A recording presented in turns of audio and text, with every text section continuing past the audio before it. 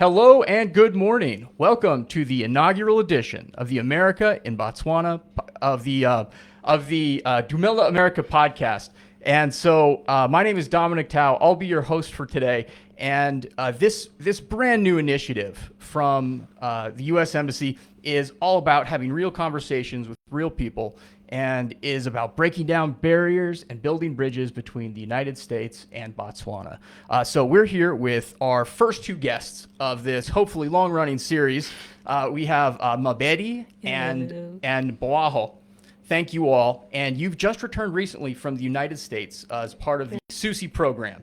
And so I hope to learn all about your trip, some of your observations, insights, and share that with our audience today. So, for starters, could you tell us a little bit about yourselves? What's your quick background? What are you all about? Let's start with you, Mabedi. Okay, my name is Mabedi Nnyepi. I'm a third-year student at Botswana University studying health information management. One thing that I'm passionate about is the healthcare sector, like the innovation and the technology around the healthcare sector. And that is one thing that we are going to be speaking about, our projects, and that is what I'm going to be focusing on. Like, I am passionate about, and that is why I applied for the SUSI program. Wow, awesome, fantastic. Yes. And you, Boago, can you give us your quick take about yourself? Good morning, everyone. My name is Boago Mosweu. I'm the final year law student at the University of Botswana. The first thing that I would like everybody to know about me is I'm a student leader. I'm a mentor. I'm also a motivational speaker. I hold a position of the vice chairperson of the Living and Learning Communities at the University of Botswana. I was appointed, when I arrived from America, I was appointed the judge president of the student judiciary at the University of Botswana. Congratulations. Congratulations. Yeah, I'm the head of the judiciary at the University of Botswana. So that is what I'm all about. And I'm also all about civic engagement and volunteerism. Our projects are coming up, both SUSIs from Botswana, the alumni, and this year we have the Youth Vox, which will be a project that we're all doing, the five of us who came from America recently. And I'm also doing my individual project, which is the Dream Catalyst. So what I'm doing is I'm trying to make education fashionable again. I believe that it is important that as a student to have that belief that your dreams are valid, and that is why it is called Dream Catalyst. I'm literally just catalyzing the student's dream in Botswana. That's fantastic. Thanks for that plug. Always happy to do it. So have either of you been to the U.S. before this?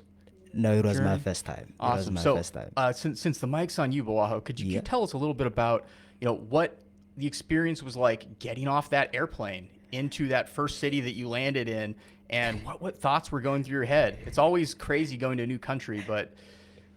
Okay. Let's start with the flights first. All right. So it was my first time stepping on Boeing 747. That is a very, very big plane. Boy. I always saw it on Facebook and on the internet, and I know that is the Air Force One for the United States of America president. Same Yeah. airplane. So Absolutely. the same airplane. So it's a very, very big plane. And also it was my first time stepping on the Airbus 380, which was from a trip from Germany to Seattle. Well, Airbus A380, that's the biggest passenger plane in service in the world at the moment, I believe. It is. Yeah. It is. So that is where the experience started. And it was really amazing, at the same time scary. And the turbulence, in the air was just, it was just something different, because when you're looking at the map and the plane is on is it 15,000 feet, and you are passing through all these countries. And I mean, when we are coming from Atlanta to Joburg, we are passing through the Atlantic Ocean, and you are like, ooh. So if this plane drops, we are all gonna be in the ocean. So I think my first experience will be about the flights. And also when we arrived, But just to be clear, everything was fine. Everything was fine. Yeah. All right. Everything was fine. And when we arrived in Seattle, the first thing to talk about is about the weather. It was very cold. And What month did you arrive? It was very cold.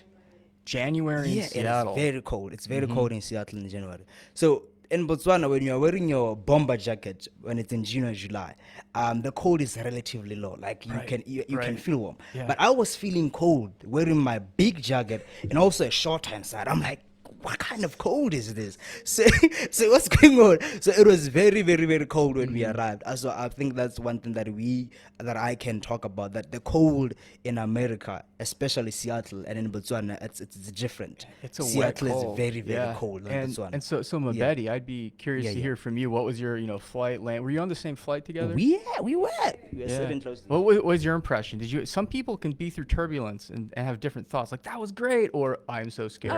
I was gone. I was gone. I was so asleep. Like the moment we got into the plane, even before it Right, took off, right. I was gone. I was already asleep. So when we arrived in Germany, that is when the cold began. I was like, I was in danger. They know the story, because I was the most sensitive to the cold among them all. So I had a really rough time the first couple of weeks when we were there. Mm-hmm.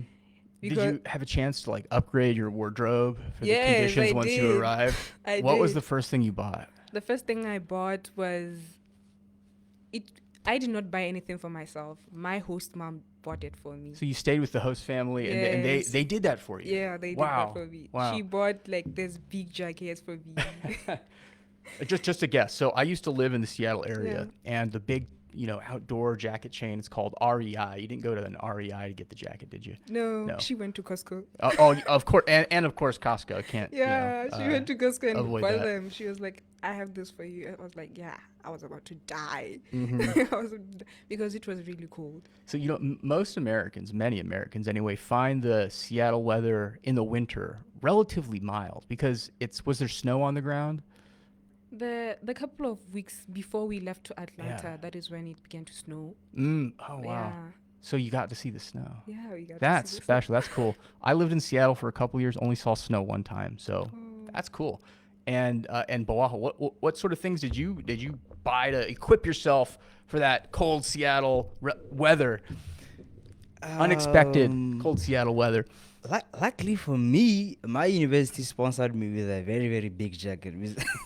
It's a very, very big jacket. I don't know if you've seen it on our social media platform. It's a very, very big jacket. So I got my jacket from the University of Botswana. So I didn't buy anything. But at the end of the days in Atlanta, I bought this Levi's jean denim jacket. You blend in. I got it from Ross. Nice. I got it from Ross. So that's one thing that I bought when I was there. Mm-hmm. So yeah. That's cool. So for those who don't know, Ross, it's a very affordable clothing chain in the United States, Yes, right? yes. And they take like name brands that are the last season or something, Yeah. and they sell them at really deep discount prices. Yeah. I think their slogan is "I love it, I got it at Ross." It's funny how ads get you. I remember that from when I was a kid, hearing adverts for that. Dress store. for less. So, exactly. Yes, yeah. Awesome. All right. So when you arrived, you both settled in. So Boago, I'm curious. Tell me about the substantive stuff that you did. What are some of the lessons that you picked up? Some of these things are about the life lessons, and others are about the academic ones. What are some of each that you picked up in the States? Okay. I think one of the most important lessons that I took from my trip in the United States, in Seattle especially, is that I think as we continue the show, we're going to talk about how Seattle is experiencing income inequality and all Right. that. One of the highest in the yes, States. one of the highest in the States. And homelessness also. So what happens is the people in Seattle, they don't describe the person as the situation.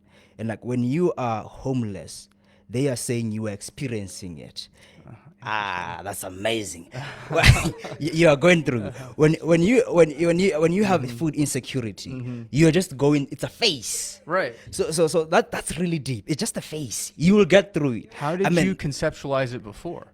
I mean, for me, it is spiritual, in that I'm a Christian. So in the Bible, we always say if you are sick, you don't say I'm sick. You say I'm healed, right? So I took it like that. I'm saying, that's really deep. Nice. So those people are not going. They're just going through it. It's just a phase. They're experiencing homelessness, it's just a phase. They're experiencing food insecurity, it's just a phase. It will pass.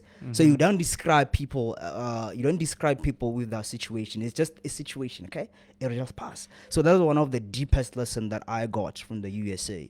So every time I'm going through something, I'll know that it's a phase. I'm not actually the situation. It's just a phase. It will pass.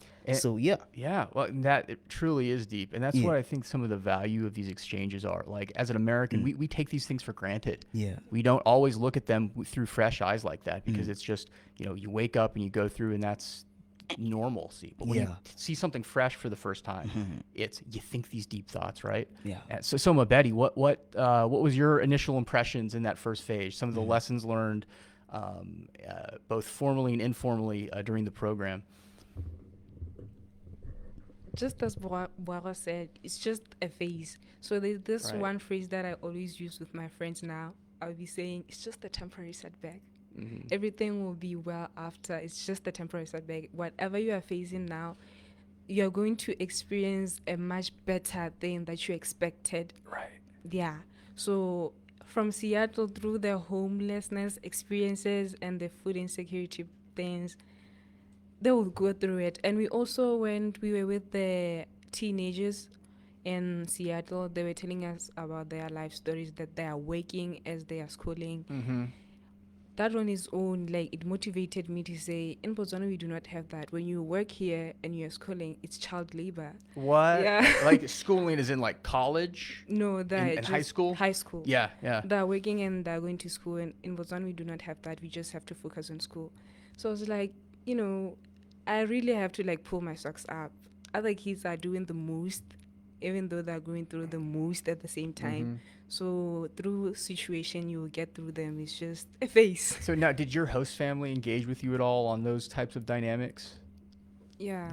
I'm curious. So for someone like me growing up, not a whole lot of money in the United States, you do have to work to supplement. Like, if I remember saying, like, oh, hey, Mom, Dad, can I have money to do X, Y, Z? Right? Yeah. And they're like, well, get a job. Right? That's very common, in many families in America. Get a job if you want to do something. Yeah, you're in school, work hard, get good grades. That's expected. Yeah. But so, awesome. And on that front, I'm curious. You stayed with host families, right? Yes. Well, I'm curious how that might have been different from what you expected living with an American family would be like, and some observations you took away from that. Observation that I got from my host mom, her name was Barbara. She was really, she spoke a lot. She was very engaging. That is one thing and they embrace every part of a human being as possible. Like, people of Seattle, they will tell you that, oh, honey, you're doing great. Even though it's not the best of what you did, they'll say, you will try again next time. I remember the time when we were preparing for our final dinners, our final presentation for cultural day. And then she was like, please run me through it. And then I was standing there in front of her and I was telling her the mining sector of Botswana, how it works and all that. And she was like, you're so nervous. And I was like, yeah, there's going to be a lot of people there and I'm very nervous. And she was like, you will get through it. It's just a phase. Just enjoy yourself, be yourself. They embrace each and everything. Like, they are very supportive and all that. Nice. That's wonderful to hear. I hope, Boago, was your experience similar? Were there any differences? My experience was different. My host mom was my host granny. I call her my host granny. Host granny? Caroline. Uh-huh. Caroline. I miss her a lot. So I was the only individual that was staying on an island. You were on an island? Yeah. What part of Seattle is this? Just up by the lake? Yes. So I was staying on an island, and it was amazing because each and every morning it means that I boarded a ferry. Those ferries are big. It was my first time being on a ferry, by the way. So those ferries are big, and so that was the different experience. And also, my host mom loves history and art. So it was great to learn about the American history and the art. One of the artists who deals with glass art, the most famous in America. Chihuly? I hear it. Chihuly. He is that thing. I knew who you were talking about amazing. before. Yep. Tell us about Chihuly. Yeah. So Chihuly's art is amazing. They say he blows fire. Is it what? Fire into glass? Something like that. It's so I don't know if it is done in Botswana. I've never seen it before. Glass so blowing, yeah, where you heat up the glass till it's red hot, and you blow air into it. Is that what you're talking about? Yes. Nice. That's amazing. That's an amazing concept. And one of the, she taught me that one of the, is it the biggest hotels or is it casinos in Las Vegas have some of his art hanging out from the ceiling. So it was amazing. And also we went to the symphony train station, and she showed me the art, the Chule art. And also we went to the Space Needle, but I didn't go to the Chule Museum. So it was amazing to learn about the American art. She's so interested in art. So I loved that. That's fantastic. And I want to backtrack just a little bit, because the concept of going to work or going to class every day on a ferry is pretty unique. So could you explain the geography a little bit, the Puget Sound, the lake, and how that worked out in the scheme of things, and why you had to take a boat to get off the island that you were staying at? Okay, so the island and the city, that it means Seattle, that's like 30 minutes apart when you're using a ferry. So it was 30 minutes to the island and 30 minutes from the island to the city. So what you did is you just use your Okra card. So in Seattle, there is a kind of an amazing transport system. I love that system. I wish you could adopt it here. So you just tap your Okra card. You put money into the Okra card, and then you just tap at the station. Then you bought into the ferry, and then you go home. Nice. So it was amazing. She was always waiting for me at the island, at the ferry station. So when I just arrive, and then the ferry stops, she would just be there waiting for me, and then she takes me home. Wow, Caroline and Barbara sound like real great people. She is. And it was through her that I also had to explore, because she loves food. I think she loves food. So I got to explore different American food, and I went to Shake Shack. I went to this famous fish and fries stall. It kind of has many stalls around Seattle. I forgot the name. Like but Pike's Place Market, maybe? No. Yeah, it has a stall at Pike Place. So yeah. So that was one thing and also each and every morning she prepared a different breakfast for me. I think sometimes I had a breakfast burrito. Sometimes I had days. And also, remember, I also had my birthday in Seattle. On the 16th of January was Happy my birthday. I'm glad that overlapped. Birthday in America. That's something. That's Nice. something. So she bought me a big cake. She bought me a really, really big cake that I had to go share it with the rest of the cohort at the city. That's nice. So Mabedi, I'm curious about your food experience. So, and other exchange participants like yourselves, they'll come back and say, "Oh, I missed, Setswana food. I missed, food from my homeland," and others like, "Oh, I miss it so much." Where do you fall on that spectrum? I was for myself, in all the SUSI calls, I was the only one my host mom will pack a lunchbox for me. I was the only one. So there was some unique, not everyone got the same, it was all generally, good to a standard, but everyone got some unique touches. Yes. Yeah. Wow. All right. She will pack a breakfast for me. She will put nuts. Nuts which were caramelized with caramel. I'm hungry. She will make them each and Wow. every morning, and she will take this. And they were really good. They were really good. Nice. So that was one of your favorite foods you tried there, these caramelized nuts? I remember the first day when we went to our host mom, she went to a supermarket with me, and then we went into the supermarket. It was like a community supermarket where you have to have a membership to be part of the supermarket. Like a co-op. Yeah. Yeah. The same as Costco. So when we got there, she was like, take everything you need. Put everything you need into the cart. And we took some veggies, we took some fruits, and she was like, do you have this kind of fruits in Botswana? And I was like, yeah, but they are very different, because there were oranges which are very different, because I love oranges. Right.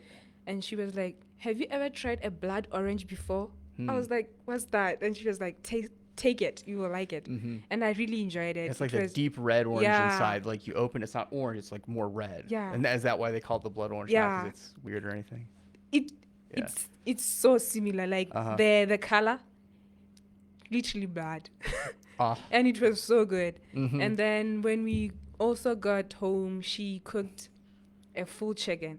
It was my first time seeing people using syrup in chicken. Syrup like maple syrup, like the maple sweet syrup. Maple syrup. Was the result good? Not not that good, but Uh-huh. it was good. An attempt was made. That's yeah, awesome. But I won't tell also Barbara. love she cooked a soup which was very different, spinach with a lot of veggies in it, such as tomatoes and potatoes. It was very different. Mhm. Like the food experience for me, it was very different, and she was really good because anything that I wanted, she would say, "Let us go to the store and let us get it." Because I remember when she ate my ice cream and she was like, "Where's my ice cream?" She was like, "Oh, it was really good. I really enjoyed your favorite. I like chocolate." She was like, "I really like your flavor, so we can go and get another one if you need to." And we got another chocolate ice cream, and it was really good. That's awesome. Changing to maybe a heavier topic, but we were talking about this right before we started the show today, and that's you mentioned it at the top. You know, things like I'm experiencing homelessness, but that's a concept that I've also wondered about. Right? It's common in big American cities for people to be going through that sort of thing, or at least to be visible, you know, out as you go about your day. And I don't see that very much in Botswana. Yeah. Here in Gabs, very rare that you see that sort of thing. And my thought is, what people experiencing those same circumstances might not manifest itself. And my thought is, where do they go? Do they go to families? Do they go to, the cattle post to, work and just hang out there absent any other place to go? And I'm curious to hear from you how that, how Botswana, in your society, how that is, how that plays out and what the differences are. In our country, when you do not have a job, you Right. just go back home. You go back to the village, and your parents will take care of you, even though they The are safety net, Yeah. social safety net, informally. Yeah. Wow. Even though it's going to be very difficult for your mental health, at least you have a house, you have a roof. But in Seattle, it was very different because at the hotel where we were staying, just next to it, there was a tent where each and every morning when we passed to go to the class, there was somebody who was there. And in that cold, I was like, oh my God, are they not going to go back home? Just because they're in the city, they're going to stay there. Mm-hmm. And then we talked to one of our coordinators, Nada, and she was like, we do not have to label them as they are homeless. They're just experiencing homelessness. Right. So they will get through it, and we should not judge them based on that situation because it's just temporary, or they will get over it. But most of the time when we saw those people, most of them, they were into drugs, which is very, very different from here. Mm-hmm. Because it was very shocking to see that you are struggling and at the same time you can afford drugs, and to a point where you are very homeless. And it was so shocking, and we do not want to judge, but at the same time it was No, it was a big issue Yeah. in our past election, and one of the big priorities is to put a stop to this epidemic of drugs in the United States. It truly is something we care a lot about, and the fact that you notice it speaks even more to even the United States has problems that we need to look hard at and figure out a way to make things better for everybody. Yeah. Wow. And you, Boago, on that same topic, I'm curious to hear your thoughts.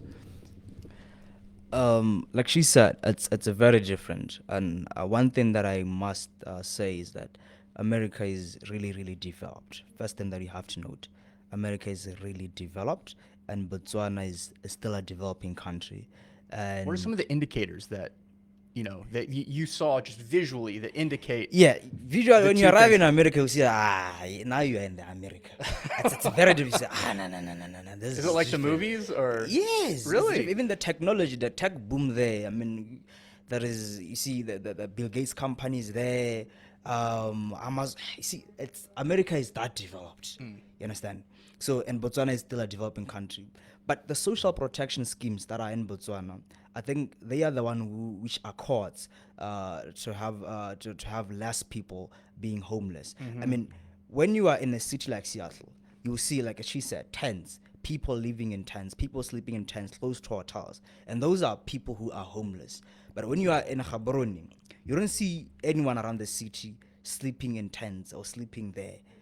You understand? So people, when they are homeless or when life has hit them hard, they go back to the villages or they check the government to help them. Like I was saying, we have social protection schemes that are granted by our government. Disabled people in our country are given grants. Destitute and orphan are given grants monthly. Old age people are given old age pension. So that is something that will peak, which differentiates the experience in America and in Botswana. So Botswana is really doing good in its social protection scheme. I would really love to commend it. Honestly, I don't want to lie to you. I didn't expect that I would see someone living in a tent in America. Right. My idea about America, I wouldn't expect that. So it was just shocking to see that this thing is real. People really have no houses. People really have no money for food.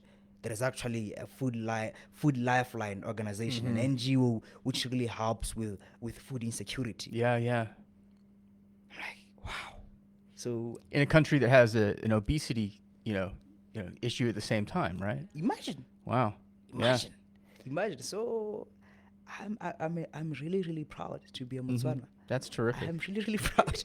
No, and That's so all I can say. speaking of that, what you saw and experienced in the United States, you're coming back. You learned some things, both informally and formally, and I'd love to hear more about the latest of what you're doing now. What sort of projects you're working on? Following on this time in the U.S.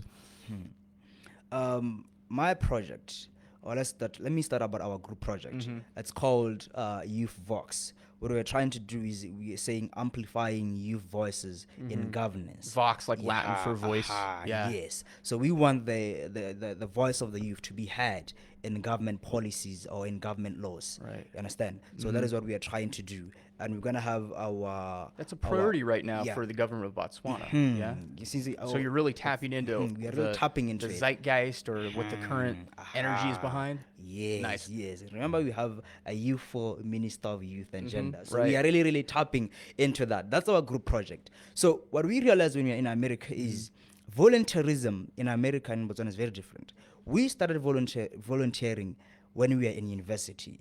And in America, they volunteer in their high school life, in their even, junior school life. At the age of 13 to 15, they're already volunteering. But here we are volunteering at the age of like 18, 19, 20s. So that is one thing that is different. So did it always be like was it always like that in Botswana? That is the culture. That is the culture. Right. Volunteerism starts at the university level. In junior school, I wasn't volunteering. There were leadership positions available, like SRC, being a class monitor and all that. Right, but in terms of volunteerism in general, it was not there. It was not available. It became available in the university level. Yeah, I remember in high school, like if you wanted to be eligible for certain scholarships, even when you're 14 years old, yes. To get those scholarships, you have to do a certain number of volunteer hours, or you can't even apply. Yes. So it's kind of, there in some ways it's forced upon you if you want to move along with support, right? And I remember I did 2 volunteer things early on. I volunteered at the local library, and I would stock books and things like that. This was many years ago, so I would help out with the computers.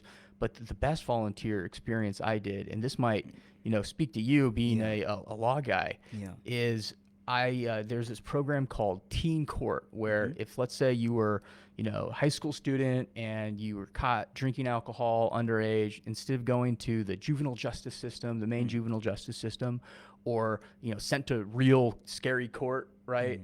They would put you into this thing called Teen Court, where your peers would represent you in front of a real judge and kind of be their advocate and handle things at that level. And so I would represent, my peers who, did some stupid thing that wasn't crazy serious, but still was a crime. And so that, in many ways, it wasn't just me giving back to the community, but I learned so much just by doing that. It made me a better person. Yeah. So that's just some of my experience in this very distinct U.S. volunteer space you're talking about. Yeah.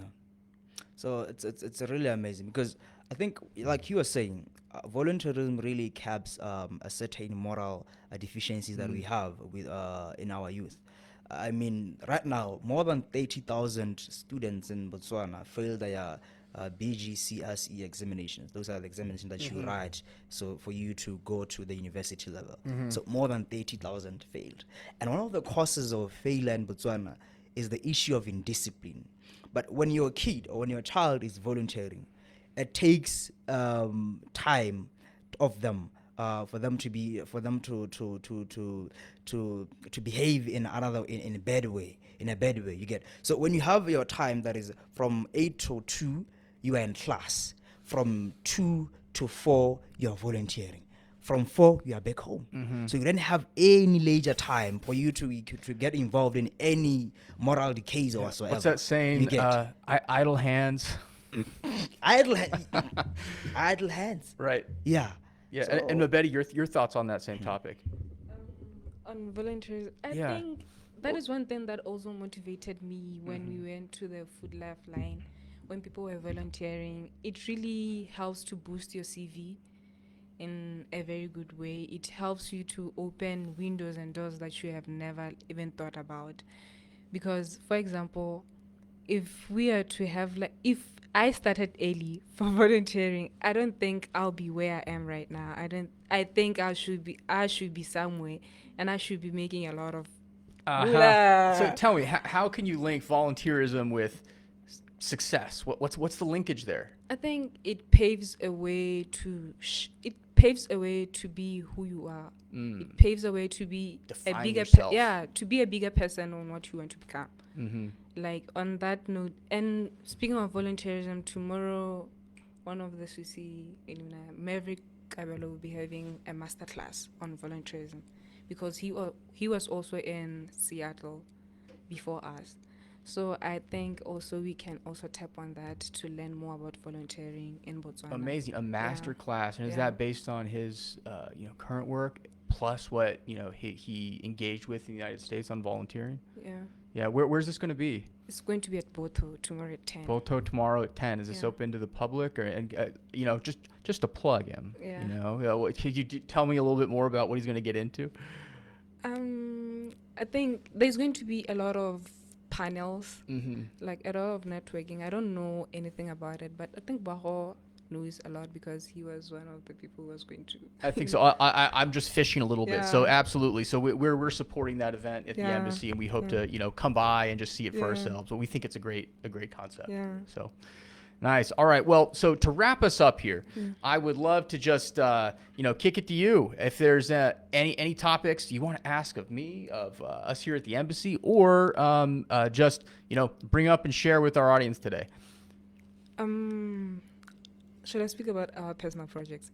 Yeah. Oh heck yeah. Yeah. Heck yeah. For my personal project, as I said before, I am more involved into the health sector. So one thing I realized before going to the years is that we do not have a system where I can just go online and book an appointment. I cannot just sit back at home and just say, I need to go to a doctor for this recommendation or just to ask a doctor something. But if I need to go there, I have to wait on the queue just like everybody So else. you can't call ahead and make Yeah. an appointment? What? The only appointment that you can make is like for your bookings and all Right. that, and that system is from 2 p.m. So it takes like your whole day. Yeah, you have to wait for 2 p.m. and book an appointment. For my personal project, is going to be called Image Health Botswana. It's a I'm gonna write that down. a telehealth website and an app. I have already started working on a website, which is going to be launched in very soon in like April, before the end of April. So the telehealth app and website is just for you to make an appointment or to have a consultation with a professional doctor or a nurse behind the screen. Just with that, we are bridging accessibility, inclusivity, and affordability, because I can just waste my transport money coming from here to Marina. Right. It's a no-brainer. Yeah. Wow. So Image Health Botswana, is your Image. website live? Yeah, Emerge. Yeah, Emerge Health Botswana. yeah. Is your I'm website already live? done with the website. Cool. Yeah, I'm already done with the website. I just want to launch it. That is Awesome. the only Well, thing. when you're ready, happy to help share that URL out there. Yeah. So that's phenomenal. Yeah. That's phenomenal. And those for our group project, those will be launching on April 16th. Youth Vox Lentswela Banana. Mhm. Yeah. That is one thing that we are looking up for this coming weeks. All right. Well, can't wait to hear more about that. Yeah. You know, Mabedi, thank you so much. Thank you so much, Trevor. All right, Boago, tell us a little bit about your final project and your current endeavors. What you on? Right now, what I'm doing right now is I'm the judge president of the student judiciary, so I'm organizing. So for those who don't know, what does that mean? Like, how do I explain this? The student judiciary is more like a student court. So I'm more like the like judge. student body, you know, the Supreme Court justice of the student body. I'm the head of that. Nice. So that is what I'm doing. So the most important thing that is ongoing right now is organizing the University of Botswana Student Representative Council elections. So they hold election each and every year. So as the student judiciary, I draft what we call the electoral regulations, like the regulations which guide the conduct of those elections. So that is my project that I'm focused on primarily right now. But after I'm done with the election, which will be like next week, I'm going to be focusing on my personal SUSI project, which is called the Dream Catalyst. So the project is inspired by Nelson Mandela quote, which says that the most powerful weapon that you can use to change the world is education. I really love that quote. It's the one that inspired me to do this project. So my project, I'll be visiting 5 or more schools, junior or senior schools, and I'll be teaching them or mentoring them or motivating them on the topic of academic excellence. By the way, I'm an exceller too. I really do my way there in terms of academics. So I'll be teaching them and mentoring them on that academic excellence. So what I'm saying is that your dreams are valid through education. So I'm inspiring you to follow your We've dreams. all got a dream. But through what are you doing to education. make it happen? Make it real, right? So That's what so is your key. dream? That's So so the key. question that I'm asking first is, what is your dream? Do you want to be a doctor? Right. Why are you still playing? Uh-huh. Why are you sleeping? You wanna be a That's teacher? clutch. Why are you sleeping? Why are you not studying? So your dreams, you can make them happen through education. That's my project. That feels like kind of like the mindset change. Boom. It feels very much in that same line, right? And it's Yes. true. Yes. Totally. Wow. Way to way to really, you know, tap into that like live wire of just truth and making stuff happen. Yeah. Wow. So I mean, remember our current president right now, President Advocate Dumela is an advocate. He went to Harvard. So as a student, what are you dreaming about? I'm dreaming of going to Harvard too. I'm dreaming of going to the UK. So I want our students, the students who are schooling right now, to dream big like that. Dream big. Your president has gone to Harvard. Your president is an advocate. Why aren't you dreaming big? I have gone to the USA. Why aren't you dreaming big? So that but you know, you took the time. And Yeah. This is a compliment, right? Took the time to fill out the application, focus on it, follow up, answer the emails, go Yes. through the process, put in the work. Put in the work. And Volunteer. that's what this is about. Right? Why are you sitting down as a student? Yeah. Why are you not doing all that? Why are you not putting in the work? True I enough. mean, everything that you do, you have to put in your 100%. You know, we promised real talk on this show, and Yeah. that's what we're getting right now. Yeah, you yeah. know, this is truth from these you know, these up and coming folks. So you know, I got to say, you know, Boago, Mabedi, thank you so much for coming on the show today and just sharing yourselves, sharing your thoughts and experiences. So. Well, that's it for today, and hope to talk to you again soon and keep up with what you're doing. And I can't wait to see the launch of the website and to see what dreams you know, play a part of making happen. All right, man? Yeah. Thank you, Dominic. Thank you for hosting us. It was All a right. pleasure. Till next time. Signing off. Dumela America. Dumela America.